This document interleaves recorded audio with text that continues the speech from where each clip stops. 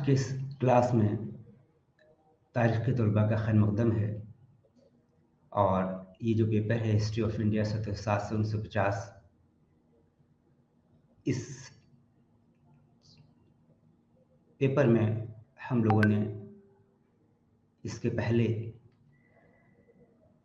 कई क्लास में देखा कि किस तरह से बरतानवी हुकूमत ने ईस्ट इंडिया कंपनी के ज़रिए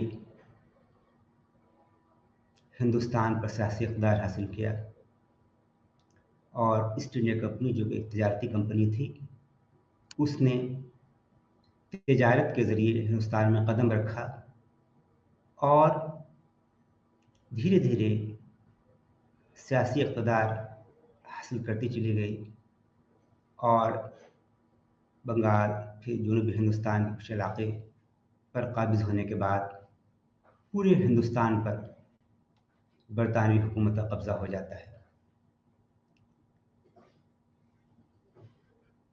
आज हम यूनिट 8 जो कि नवाबादियाती हुक्मरानी के माशी असरात, economic impact of colonial rule, इस पर बातचीत करेंगे। इस यूनिट का जो मकसद है वो है कि इस बात का मुताला करना कि किस तरह से बरतानवी हुक्मरानी ने अपनी मफादात के लिए हिंदुस्तानी मईशत को महफूज बनाया।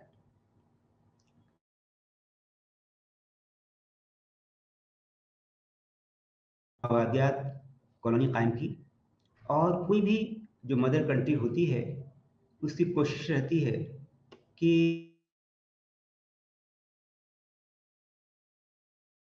कॉलोनी कायम किया है उसको महफूज बनाया जाए और अपनी मफाद किया जाए। यही काम बरतानी हुकूमत ने यहाँ भी। दूसरा हम देखते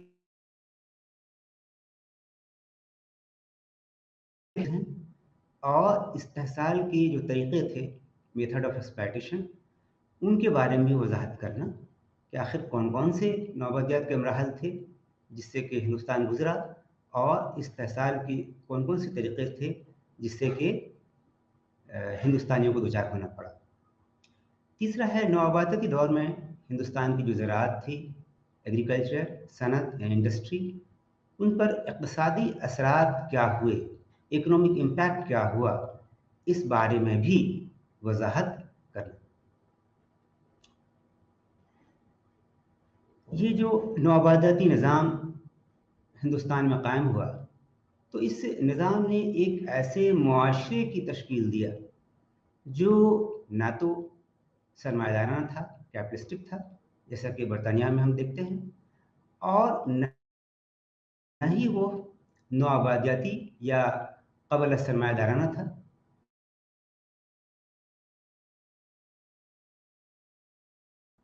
हिंदुस्तान न तो सरमायादाराना बरतानिया से मुशाबहत रखता था और न ही ये बुनियादी तौर पर मुग़ल हिंदुस्तान जैसा रहा था। यानी ये बीच की चीज़ थी, न तो पूरी तरह कैपिटलिस्ट थी, न पूरी तरह मुग़ल के जैसा हिंदुस्तान था, बल्कि एक अलग शक्ल इसकी उभर के सामने आती है।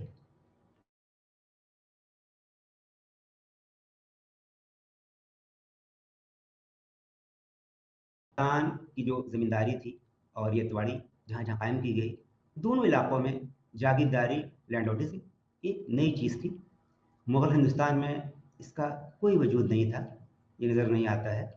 लेकिन ये क्योंकि ये जो ये जो चीज़ थी जागीरदारी, वो बरतानवी राज की तख्लीक थी, जिसकी ये शक्ल थी यहाँ पे, और ये नौआबादियाती हुक्मरानों की हिंदुस्तानी ज़राअत को तब्दील करने की कोशिशों का एक नतीजा थी। हिंदुस्तानी ज़राअत सरमायादाराना नहीं थी, ये कैपिटलिस्टिक नहीं है, लेकिन इसमें बहुत से सरमायादाराना अनासिर, एलिमेंट्स ऑफ कैपिटलिज्म ज़रूर थे। जायदाद के ताल्लुकात सरमायादाराना थे।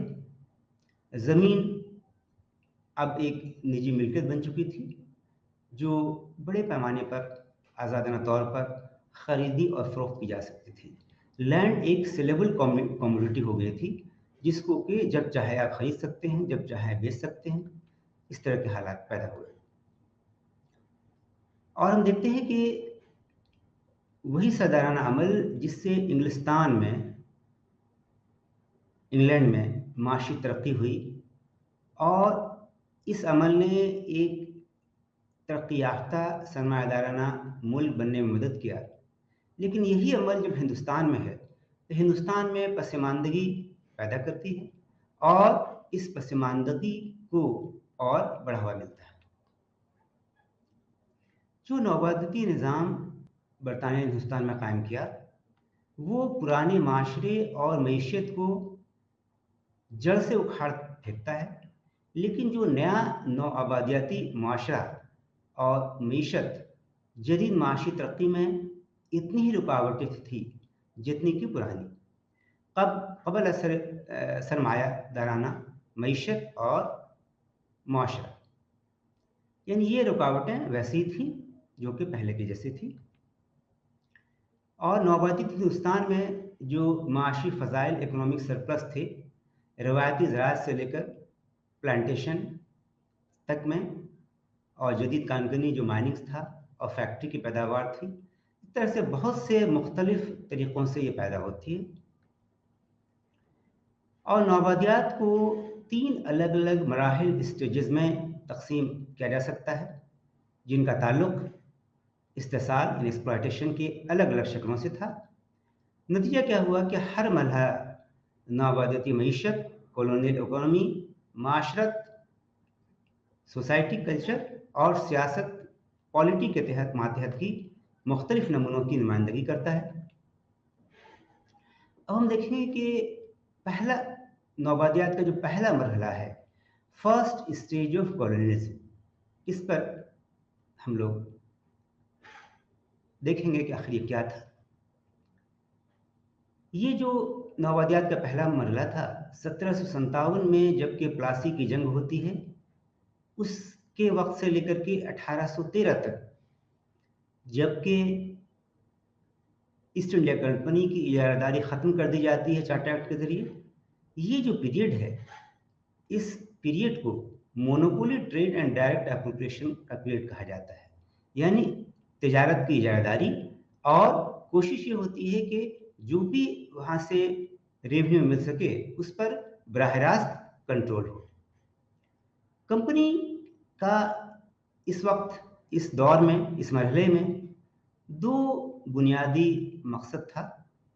पहला था कि हिंदुस्तान के अंदर इजारादारी तिजारत को कायम करना,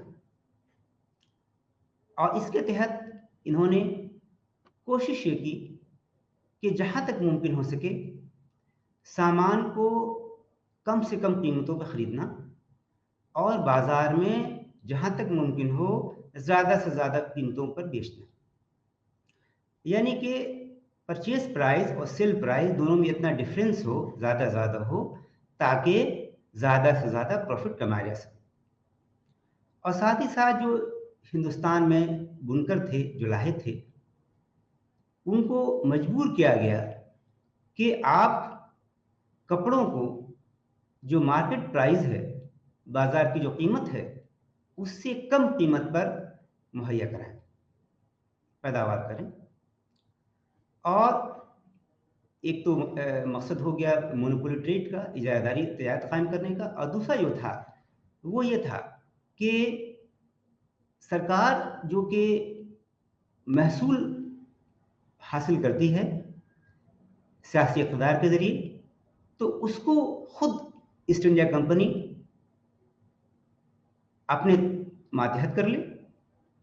ऐसा करने से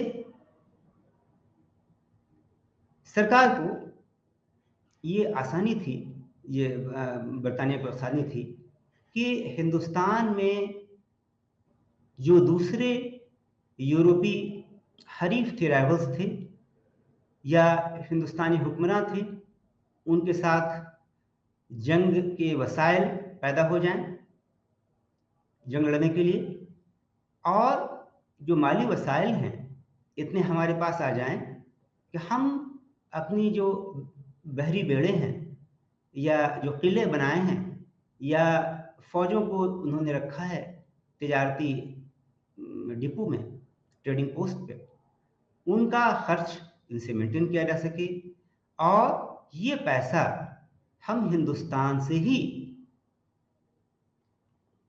उगाही करें। इसके अलावा हिंदुस्तान से बरतानिया बहुत सारे सामान की बरामदात होती थी, तो इनकी कोशिश थी कि किसी न किसी तरह से हिंदुस्तान के सामान खरीदने के लिए सोना चांदी की जो ज़रूरत होती है उस पर कम से कम होने से होना पड़े और हिंदुस्तान में ही इतने पैसे इंतज़ाम कर लिए जाएं कि हिंदुस्तान के सामान को हम खरीद करके बरतानिया बरामदात कर सकें। सरकार का जो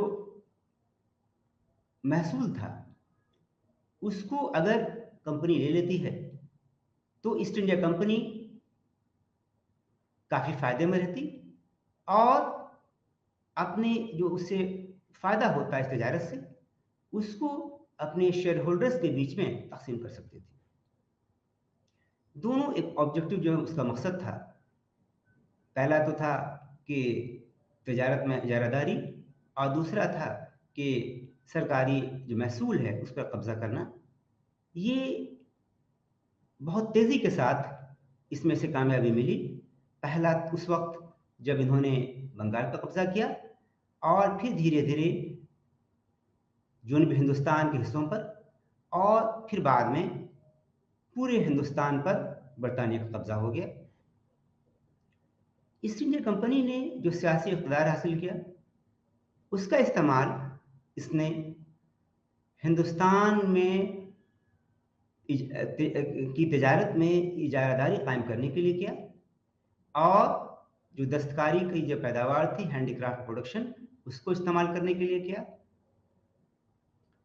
हिंदुस्तान में जो ताजिर थे धीरे धीरे उनका ज़वाल होता चला गया, वो बर्बाद हो गए।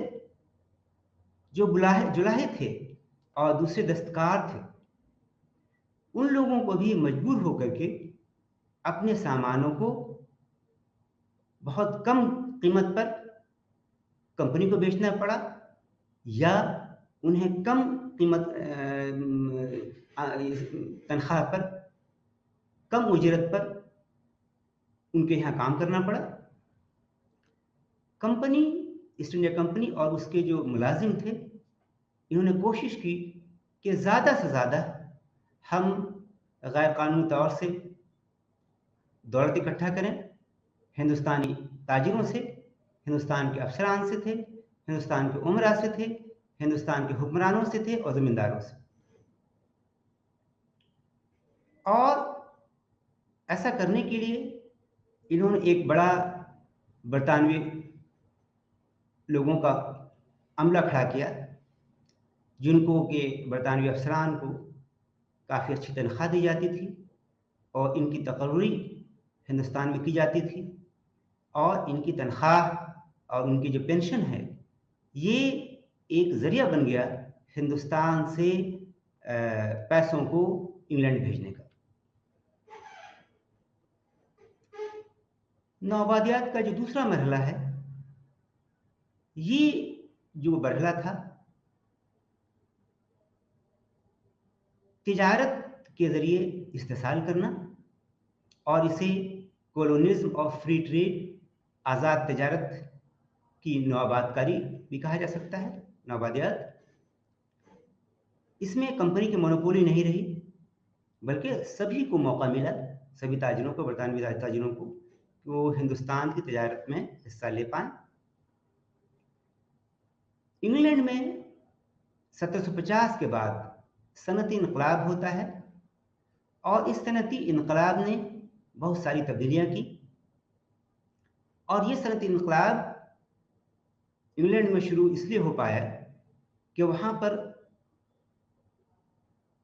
जो इनकलाब के लिए ज़रूरी वसाइल थे वो मुहैया थे, चाहे वो मज़दूर हों, चाहे वो कच्चे माल सब कुछ थे। और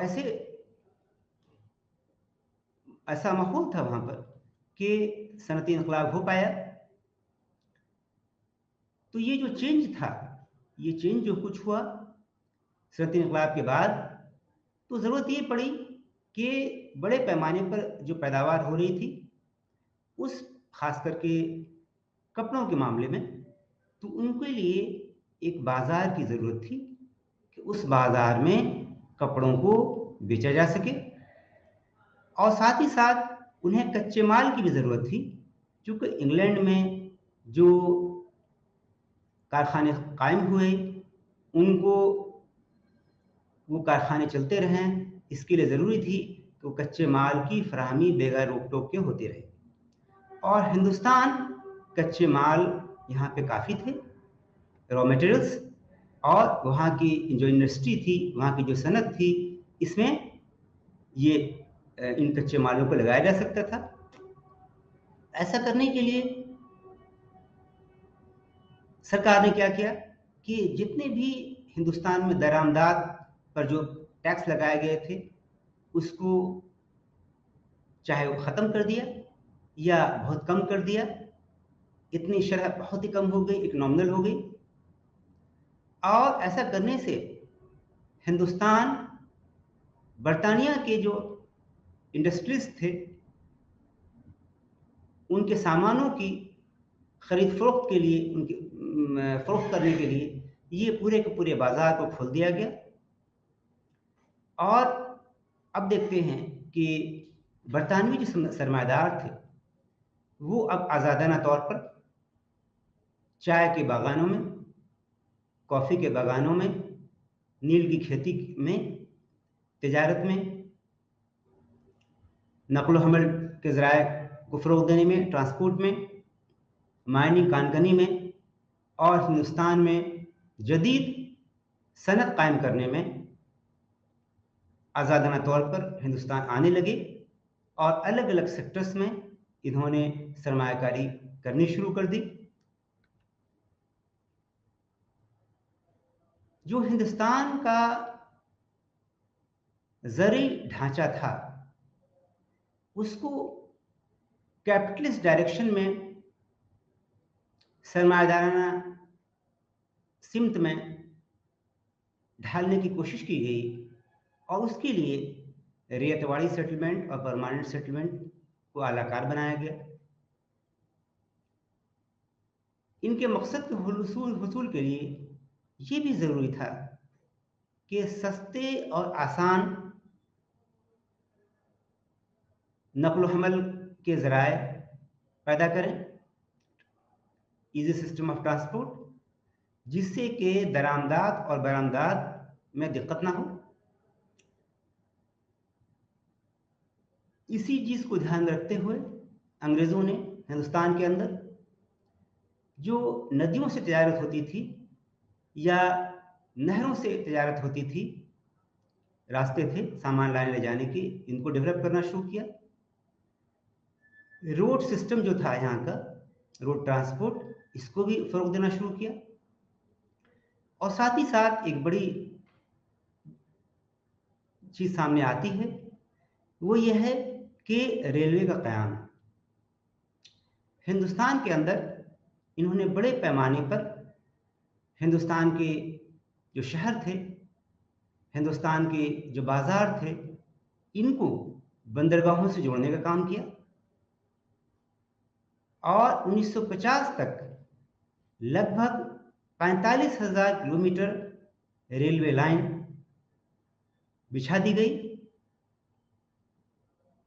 और साथ ही साथ रेलवे ही नहीं बल्कि जदीद पोस्ट और टेलीग्राफ का जो निज़ाम वो भी कायम करने की कोशिश की गई, ताकि इकोनॉमिक ट्रांजैक्शन को बढ़ावा दिया जा सके।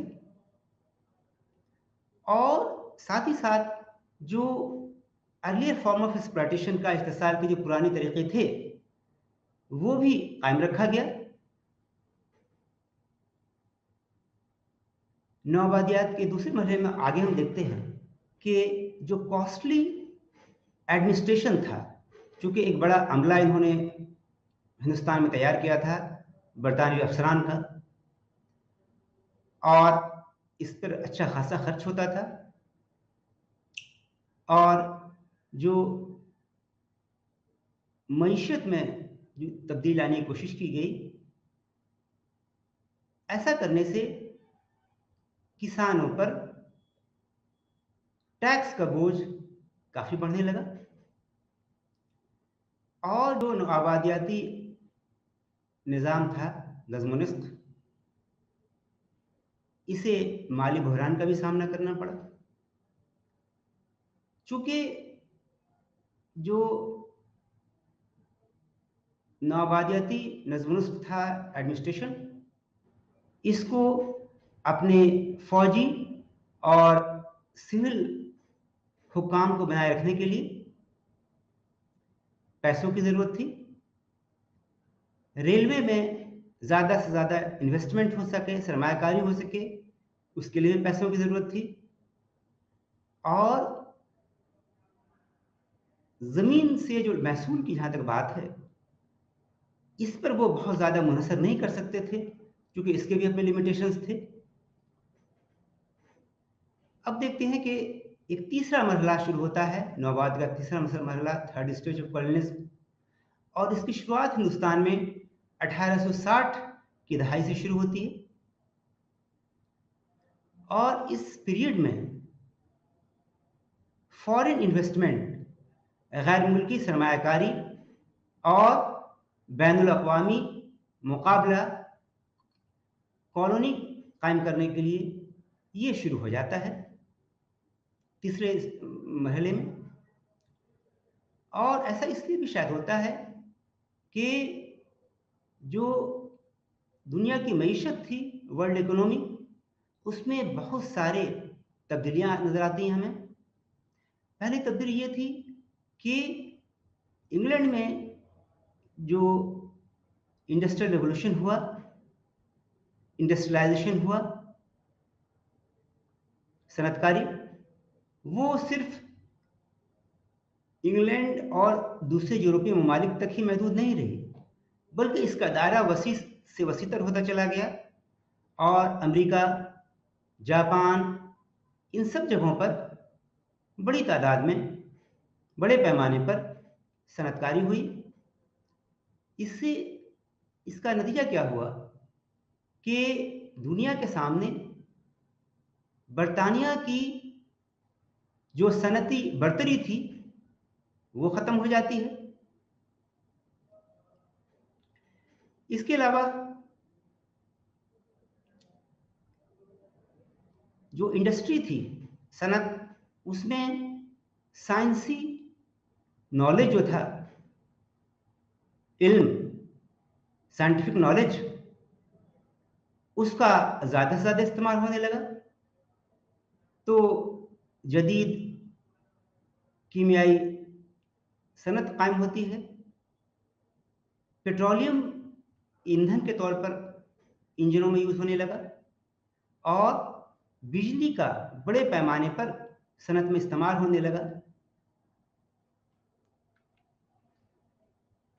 और साथ ही साथ ये भी हम देखते हैं कि चूँकि नक़्ल हमल के जो बैनुल अक़वामी ज़राए थे, इसमें काफ़ी फ़रोग़ हुआ, तो पूरा का पूरा जो मार्केट था, अलग-अलग मुल्कों में फैला हुआ, ये एक वर्ल्ड मार्केट बन जाता है, यूनिफ़िकेशन हो जाता है इनका। और अब ये कोशिश होने लगी, आपस में जद्दोजहद होने लगी अलग ताकतों के बीच, कि किस तरह से नए महफूज और ख़ास जो बाज़ार हैं, उनको कायम किया जाए, और साथ ही साथ ज़राअत और जो मिनरल रॉ मटेरियल्स हैं, उनकी सोर्स वसाइल ढूंढे जाएं। तिजारत और सनत का जो फ़रोग़ हुआ मुल्क के अंदर, और कॉलोनियों का ज़्यादा से ज़्यादा इस्तेसाल जो करने की कोशिश की गई, उससे क्या नतीजा हुआ कि सरमाया इकट्ठा होना शुरू हो गया जो सरमायादाराना मुल्क थे वहाँ पर। लेकिन ये जो सरमाया था, ये सरमाया कुछ ही लोगों के पास था, कुछ ही कॉरपोरेशन के पास था, या ट्रस्ट थे, या जो आपके ग्रोह था उनके पास थे।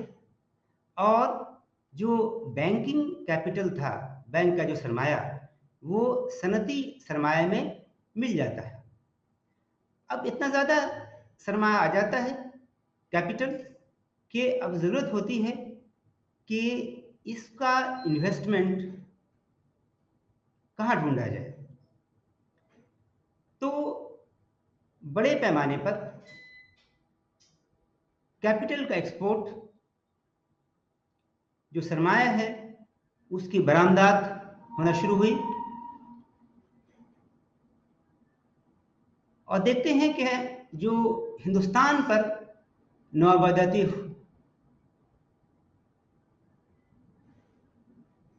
कायम की गई थी, वो और मुस्तहकम होती चली जाती है और उसको और मुस्तहकम बनाने की कोशिश की जाती है।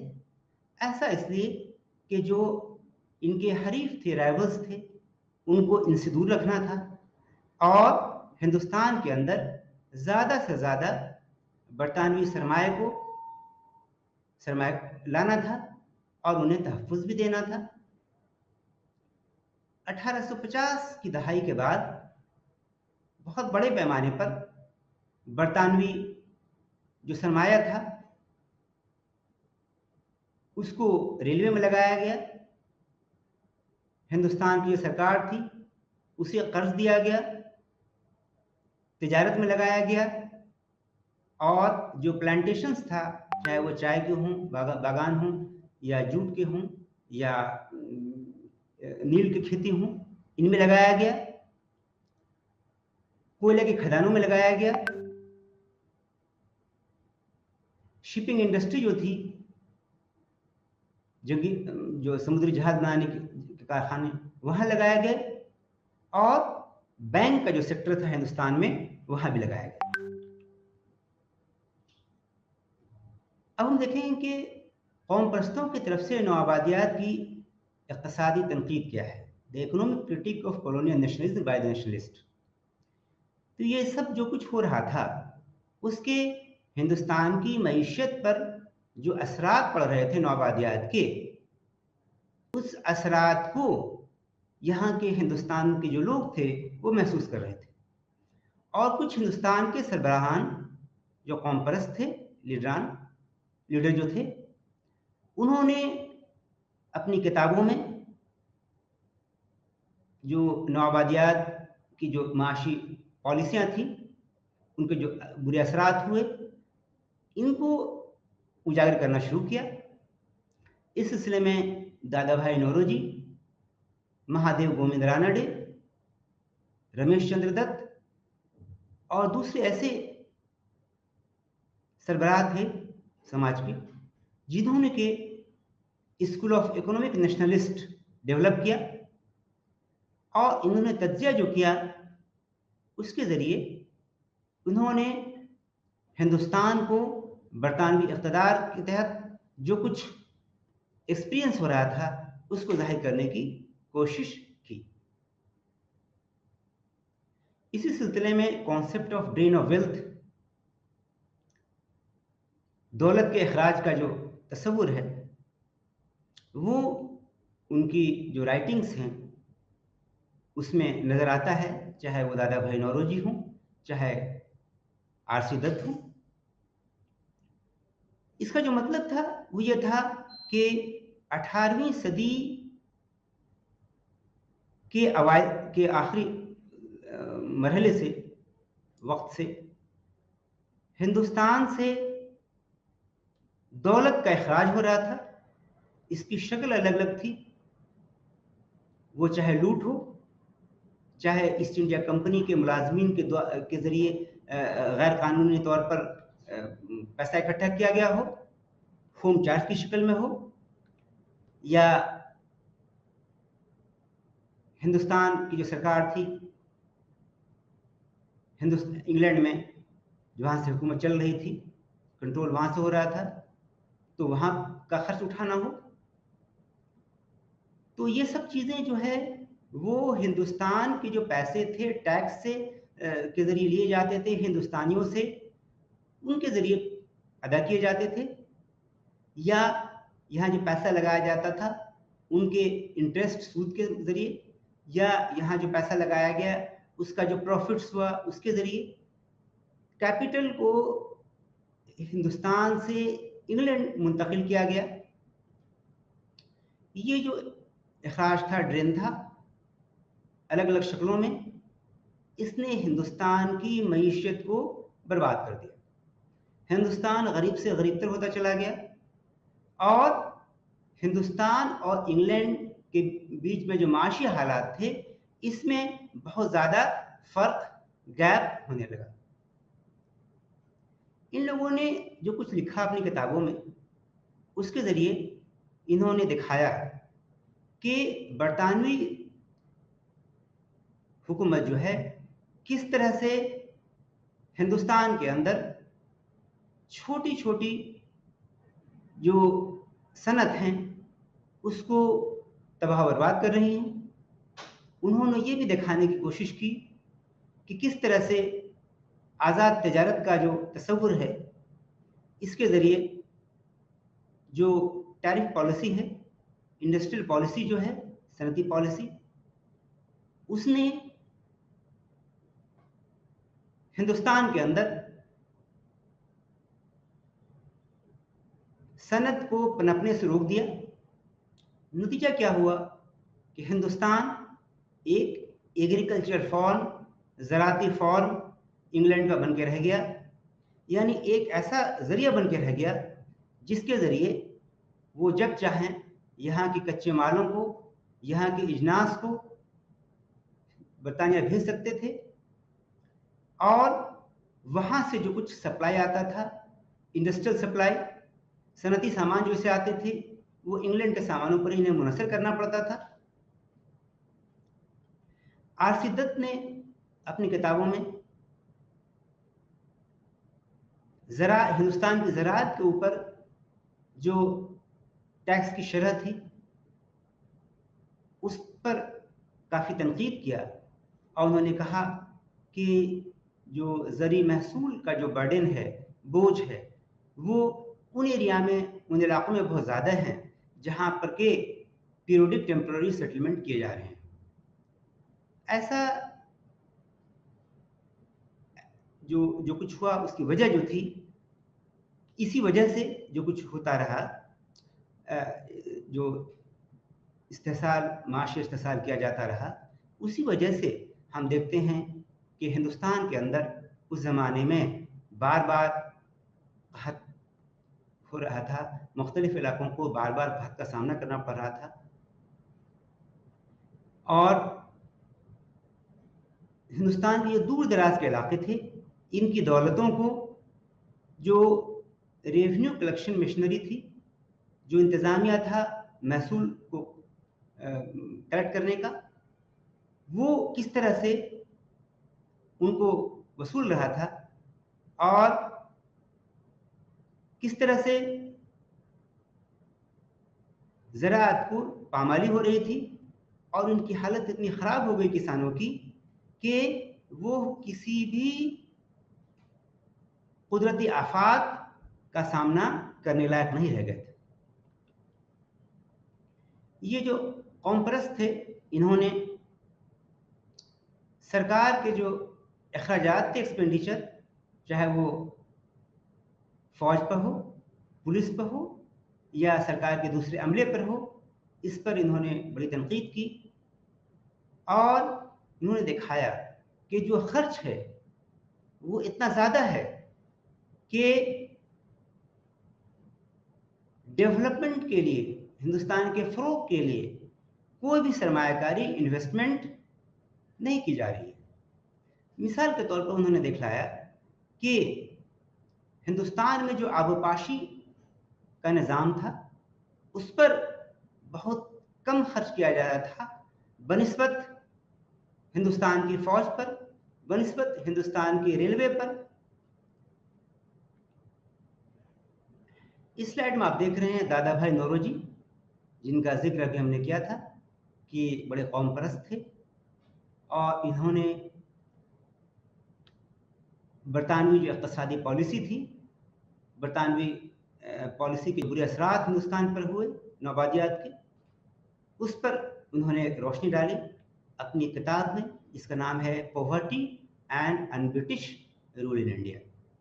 और इनमें उन्होंने खुल करके उन्होंने बताया कि किस तरह से बरतानवी हुकूमत ने हिंदुस्तान की मईशत को पामाल कर दिया है और किस तरह से यहाँ के किसान, यहाँ के दस्तकार, यहाँ की जो इंडस्ट्री है, सनत है, वो तबाह बर्बाद हो रही है। ये है रमेश चंद्र दत्त, आरसी दत्त, जिनका जिक्र आ चुका है।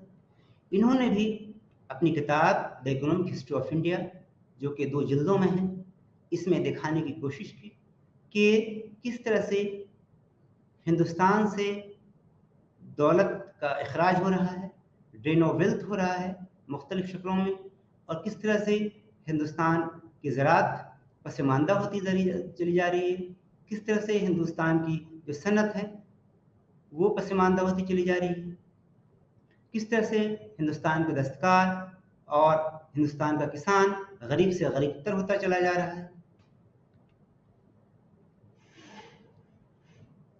अब हम देखें कि economic effects of colonial rule, नौबतत हुक्मरानी के माशी असरात क्या हुए। तो हम देखते हैं कि पहला जो है सवाल ये पैदा होता है कि ये जो अलग अलग मराहिल थे, तो इन मराहिल ने जो हमने देखा कि पहला मरहला, दूसरा मरहला और तीसरा मरहला, तो जो अहम सवाल है कि इन मरहलों ने हिंदुस्तान की मईशत को किस तरह मुतासिर किया। यहाँ के दस्तकार हों, यहाँ के किसान हों, यहाँ के मेहनतकश हैं या यहाँ के ताजिर हों, लगभग हिंदुस्तान के हर तबके के लोग बरतानिया की जो पॉलिसी थी उससे मुतासिर हुए, उनका इफेक्ट उन पर पड़ा। पहला जो असर हुआ वो है डी इंडस्ट्रियलाइजेशन, सनहती इन्हदामकारी। इसके तहत जो हिंदुस्तान की जो रवायती सनतें थीं वो बर्बाद हो गईं और बरतानिया ने अपने हरीफों को, चाहे वो फ्रांसीसी हों चाहे डच हों, इनको अपने रास्ते से हटा दिया और खुद हिंदुस्तान के अंदर एक अपने उसके मार्केट में इजारादारी कायम कर ली। अंग्रेजी जो ताजिर थे, इन्होंने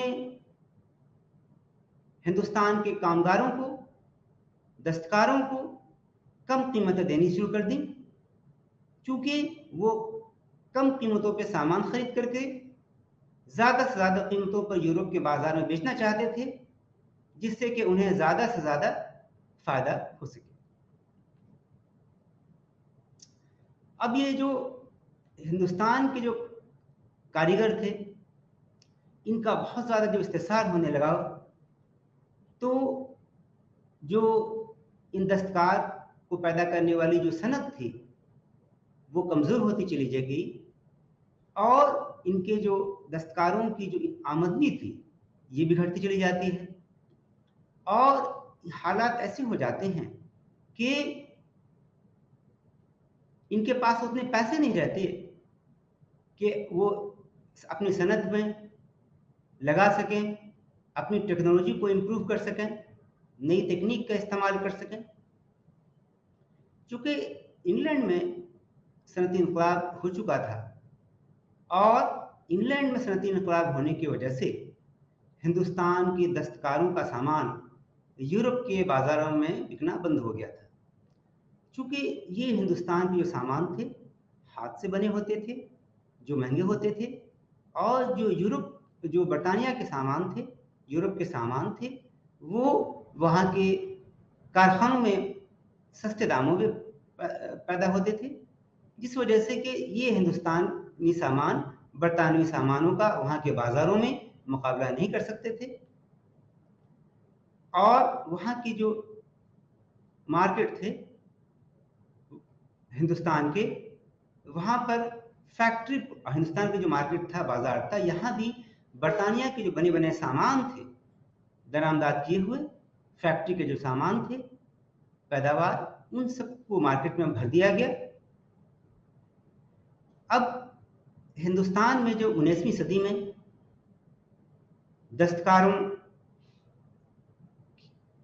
की जो सनत थी, इसकी जो बर्बादी हुई, इसके उसको लेकर के हिंदुस्तान के जो दानिश्वर तबका है, उनमें बहुत बड़ा एक डिबेट छिड़ गया, और ये एक अलग है इशू।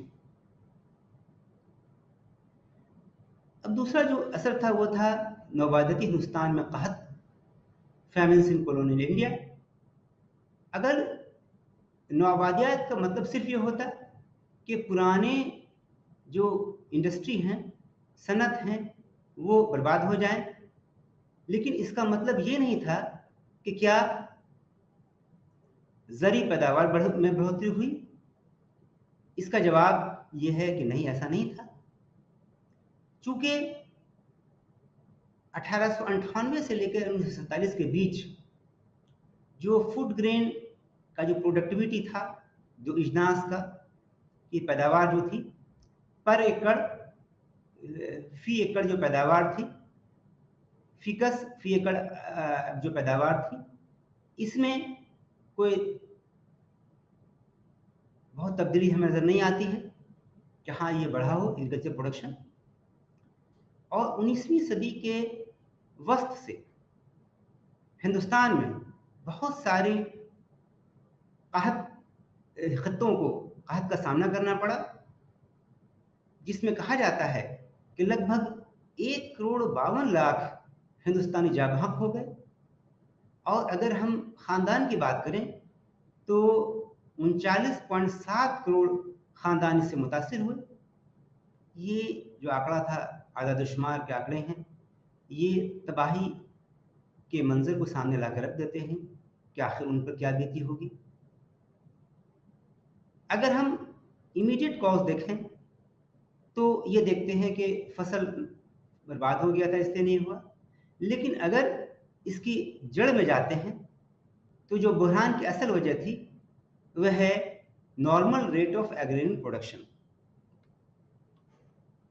अब हम देखेंगे कि कहत के असबाब क्या थे, कॉजेज ऑफ फैमिन क्या था। तो स्टैग्नेशन एग्रीकल्चर टेक्नोलॉजी में होती है, मानी एग्रीकल्चर में कोई ज़्यादा तरक्की नहीं हुई, और पर एकड़ जो पैदावार था उसको बढ़ाने के लिए कोई इन्वेस्टमेंट नहीं किया जाता है। जो ज़री वसाइल हैं ये ख़त्म होने चले जाते हैं, और ये कुछ जो बिचौलिए लोग थे, कुछ साहूकार लोग थे, उनके हाथों में यकजा हो जाते हैं। और सरकार ज़राअत को बढ़ाने के लिए जो आबोपाशी का निज़ाम है उस पर कम से कम इन्वेस्टमेंट करती है, और दूसरे और ज़राए में इन्वेस्टमेंट करने के बजाय। और साथ ही साथ हम देखते हैं कि 1920 के बाद से हिंदुस्तान की आबादी बहुत ज़्यादा बढ़ती है। तो ये सब सारे वजूहात थे जिन वजूहात के बिना पर हिंदुस्तान को बार बार क़हत का सामना करने पड़ा। और बरतानवी हुकूमत के आखिरी जो निस्फ सदी का जो आखिरी हिस्सा है, सदी का जो निस्फ आखिर है, उसमें इजनास का जो सप्लाई था उसमें गिरावट आती है। यानी per capita food grain availability, यानी जो हासिल था फीकस इजनास, उसमें तनज़ुली आती है। एक और देखते हैं ज़राअती तिजारतीकारी, कॉमर्शलाइजेशन ऑफ एग्रीकल्चर। तो जो इजनास थे, फूड ग्रेन्स थे, इसकी पैदावार में कोई इजाफा नहीं होता है। लेकिन दूसरी तरफ जो नकदी फसलें थी, कैश क्रॉप्स थी, उसमें इजाफा होता है। हम देखते हैं कि जो टोटल और पर एकड़ जो आउटपुट था नॉन फूड ग्रेन्स क्रॉप्स का, गैर खाने वाली जो फसलें थी, वो बढ़ जाता है। और ऐसा इसलिए कि इनका जो डिमांड है, इनकी मांग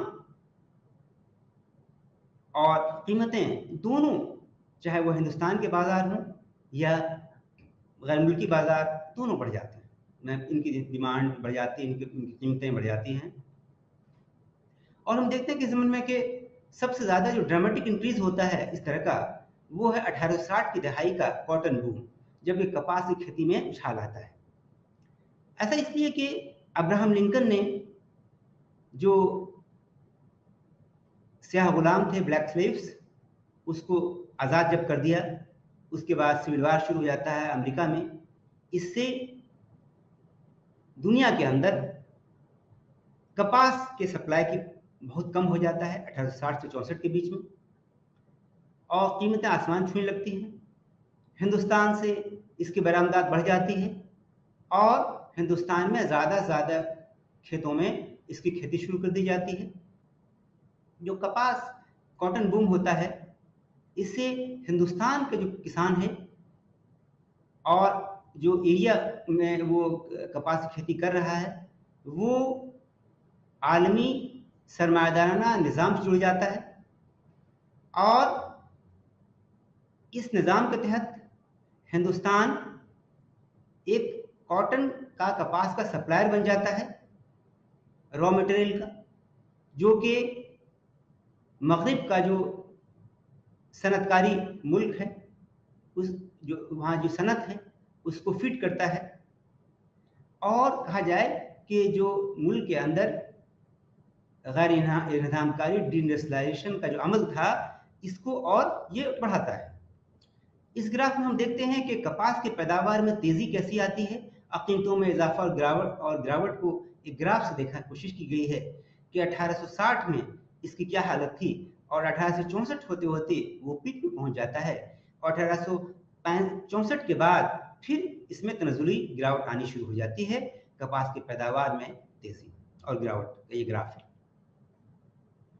अब हम देखेंगे कि नौआबादी हुक्मरानी के माशी असरात के तहत कि कॉमर्शलाइजेशन का जो असर हुआ तजारतकारी का, वो देही जो ये थी सोसाइटी थी, समाज था, उस पर क्या हुआ। तो ज़राअती तजारतकारी हुई, कॉमर्शियल एग्रीकल्चर, इसने सूद लेने के निज़ाम को बढ़ावा दिया। किसानों, मर्चेंट कैपिटल, जो ताजिरों के पास जो कैपिटल था, सरमाया, उसको भी बढ़ावा दिया। और जो समाज का जो तबका था, इसमें किसानों के बीच में डिफ्रेंसिएशन, भेदभाव कायम किया। जो आम काश्तकार थे, जो कि गांव के बनिया पर जो मुनहसर होते थे लोन के लिए, उनकी डिपेंडेंसी बढ़ती चली गई। किसान को उधार पर पैसे चाहिए था कि अपने सामान को वो बाजार में ले आ सकें, और जब फसल नहीं हो रही हो तो उस ज़माने में लोन उन्हें मिल सके। इससे कॉमर्शियलाइजेशन, तजारतकारी को फ़रोग़ मिला। लैंड रेवेन्यू को पेमेंट करने के लिए भी उसे साहूकारों की मदद लेनी पड़ती थी, और वो लोग कैश तो देते थे, लेकिन इसके बदले में जो विलेज बनिया था गांव का, वो जो सनती पैदावार थी, मैनचेस्टर के बने कपड़े थे, उनको वहाँ जाकर के सामान को बेचता भी था। कुछ जो गरीब किसान थे, जो कि अपने सामान को बाजार के लिए पैदा करते थे, वो शुरू में ही इतना कर्ज लिए होते थे कि उन्हें मजबूरन साहूकारों के पास जाना पड़ता था।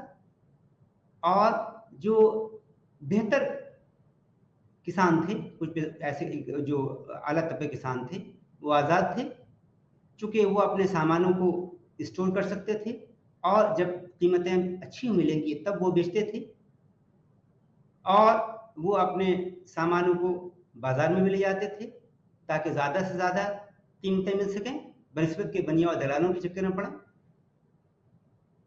वो अपने खुद डिसीजन कर सकते थे कब हमें सामान को बेचना है, कब, जबकि जो गरीब किसान जो था वो बनिया के चक्कर में फंस जाता था।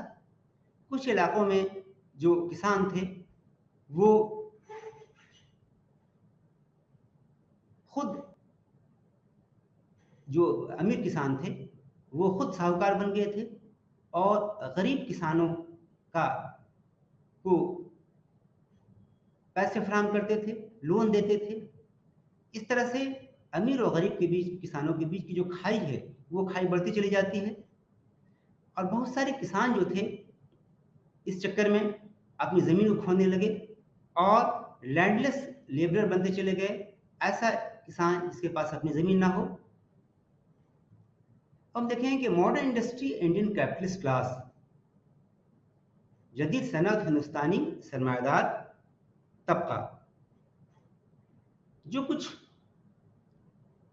ढांचा जाति फ़रोग़ हुआ, इंफ्रास्ट्रक्चर डेवलपमेंट, ख़ास करके रेलवे में और हिंदुस्तान में नक़ल हमल के ज़राए में, इसने ऐसे हालात पैदा किए कि हिंदुस्तान के अंदर न सिर्फ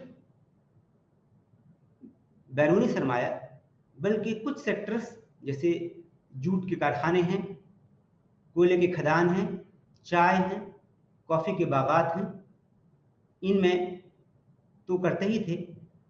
और कुछ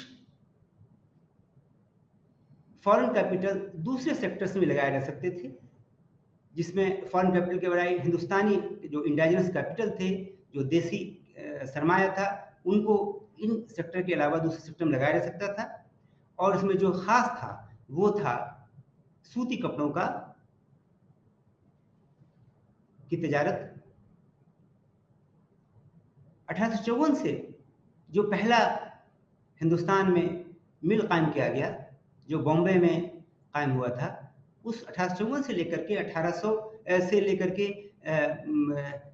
हिंदुस्तान की पहली जंग अज़ीम तक हिंदुस्तान की जो सनत है, सनत में जो सरमायाकारी है, वो बहुत ही स्लो पेस से बढ़ रहा था, बहुत सुस्त रफ्तार से बढ़ रहा था। और जो पहली जंग अज़ीम होती है और उसके बाद जो जंग का जो दौर है, उसमें हम देखते हैं कि बहुत तेज़ी से फ़रोग़ होता है और इंडियन कैपिटल जो है, हिंदुस्तान का सरमाया, वो तेज़ी से लगाए जाने की कोशिश की जाती है। और शायद ये जो एक हिस्सा था, ये जो डेवलपमेंट था, वो गैर मुल्की सरमायाकारी के ख़िलाफ़ जो स्ट्रगल था हिंदुस्तानियों का, उसके ख़िलाफ़ भी था। और जो हिंदुस्तान का जो सरमायादाराना तबका था, उनके बीच में, और जो कौम परस्त सरबराहान थे, नेशनलिस्ट लीडर्स थे, उनके बीच में एक अलायंस डेवलप कर जाता है, और जो कि पूरी तरह से हिंदुस्तान में सरमायाकारी की वकालत करते हैं।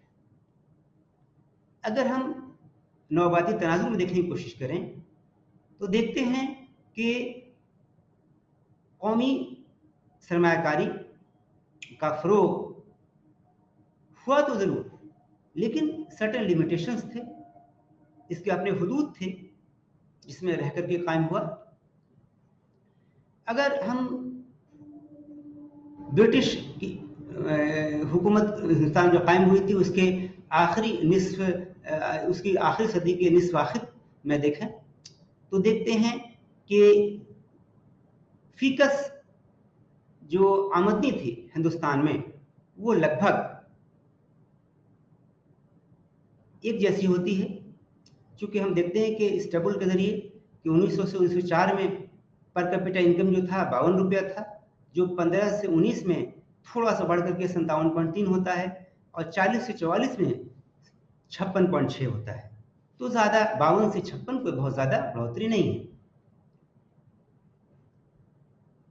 तो हम लोगों ने ये देखा कि किस तरह से नौआबादी हुक्मरानी जो थी, इसकी नौयत और कॉलोनी पर इसके क्या असरात हुए, इसका हिंदुस्तान के मुख्तलिफ दानिशवरों ने मुख्तलिफ अंदाज में तज्जिया किया है, चाहे वो आरसी दत्त हों, चाहे दादा भाई नौरोजी हों, चाहे महादेव गोविंद रानडे हों, सबने हिंदुस्तानी नवाबादियात, बरतानवी नवाबादियात हिंदुस्तान में कायम थी, उसकी नवैयत और कॉलोनी पर इसके असरात, इसको अलग अलग तरह से तज्जिया किया और इससे नतीजे में पहुंचे कि हिंदुस्तानी तनाजुर के बारे में उन्होंने कहा कि हिंदुस्तानी मईशत पर बरतानवी राज के असरात जो हैं वो मनफी थे, नेगेटिव हुए और इसकी तरफ इन्होंने निशानदही की। उन्होंने दौलत की निकासी और सनअती निज़ामकारी होने पर बरतानवी राज का जो बुरे असरात हैं उस पर भी उन्होंने जोर दिया कि ड्रेन ऑफ वेल्थ किस तरह होता था और डी इंडस्ट्रियलाइजेशन किस तरह से हो रहा था। और ये जो बरतानवी हुकूमत के दौर में हिंदुस्तान में चाहे डी इंडस्ट्रियलाइजेशन हो, चाहे ड्रेन ऑफ वेल्थ हो, इसका जो असर है वो हिंदुस्तानियों पर काफ़ी पड़ रहा था। और हिंदुस्तान में नवाबादियाती निज़ाम के दीगर पहलू में ज़राअत की जो तिजारतकारी थी, कॉमर्शियलाइजेशन ऑफ एग्रीकल्चर था, और सनतकारी की जो सुस्त रफ्तार थी, नाहमवर रफ्तार थी, इसकी तरफ भी इशारा किया गया कि कॉलोनिज्म किस तरह से जो है कॉमर्शियलाइजेशन ऑफ एग्रीकल्चर होने से उसके असरात किस तरह हो रहे हैं, जो ज़री पैदावार है वो किस तरह से स्टैग्नेंट हो गई है। हिंदुस्तानी माशी पेशरफ जो थी, इंडियन इकोनॉमिक एडवांस, नवाबादियात के तकाज़ों के मुताबिक ही थी, नवाबादियात के जो तकाज़े थे, और नवाबादियाती रियासत ने हिंदुस्तानी मईशत, इंडियन इकोनॉमी की तश्कील में जो एक्टिव रोल प्ले किया, फाल किरदार, ताकि साम्राज्य मफादात को पूरा किया जा सके। चूँकि जो मकसद इनका था कि हिंदुस्तान में जो सियासी जो इक़्तिदार कायम हुआ, बरतानवी इक़्तिदार, और हिंदुस्तान चूँकि बरतानिया की एक कॉलोनी थी, एक नवाबादियात थी, तो बराबर जब एक मदर कंट्री और कॉलोनी दोनों के बीच में रिश्ता कायम होता है तो वो रिश्ता हाकिम और महकूम का होता है। और इस हाकिम और महकूम के रिश्ते में जो मदर कंट्री हैं उसके मफादात को ज़्यादा मलहूज़ रखा जाता है कि उसका अपना इंटरेस्ट क्या है, और उस इंटरेस्ट को पूरा करने में चाहे यहाँ की डी इंडस्ट्रियलाइजेशन करना पड़े, सनती निज़ामकारी अपनाया जाए, यहाँ के इंडस्ट्री को तबाह बर्बाद कर दिया जाए, या यहाँ के जो ज़राअत है उसको बर्बाद कर दिया जाए, यहाँ की जो किसान का तबका है उनकी माली हालत को नुकसान पहुँचाया जाए, ये सारे हथकंडे अपनाए गए। चूँकि हिंदुस्तान की मईशत का फ़रोग़ इनका मकसद नहीं था, बल्कि बरतानवी मईशत का फ़रोग़ इनका हुसूल मकसद था। इसी मकसद को सामने रख करके इन्होंने कोशिश किया कि हिंदुस्तान पर अपनी हुक्मरानी कायम करें। उसी मकसद के तहत इन्होंने नज़्म व नस्क़ का जो निज़ाम कायम किया हिंदुस्तान में, सिस्टम ऑफ एडमिनिस्ट्रेशन, इसको ही मलहूज़ रखा। इन्होंने हिंदुस्तान में के साथ जो तिजारती पॉलिसी अपनाई, ट्रेड पॉलिसी, वो भी इसको मलहूज़ रखा गया। हिंदुस्तान के साथ जो भी ताल्लुकात थे दरामदाद के बरामदाद के, वो इस तरह अपनाए गए कि बरतानिया की हुकूमत को ज़्यादा से ज़्यादा फ़ायदा होता रहा है, और हिंदुस्तान की मईशत अगर नुकसान भी होता है कोई हर्ज नहीं है, जो कॉलोनी है उसकी मफादात पूरे होने चाहिए। और इन्हीं मफादात को मलहूज़ रखते हुए इन्होंने अपनी जो पॉलिसी है, जो मदर कंट्री थी बरतानिया ने, इस हिंदुस्तान की जो मईशत है, हिंदुस्तान में जो पॉलिसियाँ अख्तियार की, उसी पॉलिसी को तहत ये सारी चीज़ें पूरी की गई। इन्हीं बातों के साथ मैं अपने लेक्चर का ख़त्म करता हूँ। इंशाअल्लाह अगले लेक्चर में हम लोग फिर मिलेंगे, तब तक के लिए अल्लाह हाफ़िज़।